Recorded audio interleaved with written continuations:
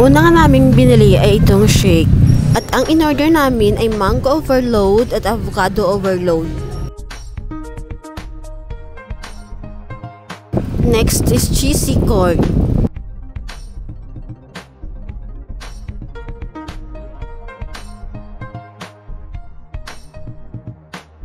Dahil mukhang nakakatakam tong scallop ay napabili na rin kami.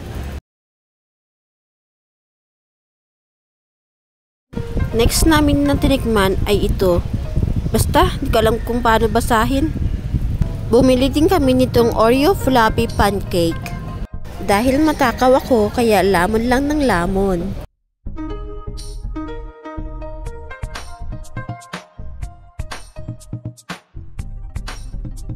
Pagkatapos ng purong matatamis ay bumili kami nitong pusit. Ang hirap kainin pag konti na lang yung ngipin. At dahil nauuhaw na naman ay bumili kami nitong Tornado Thai Slushy.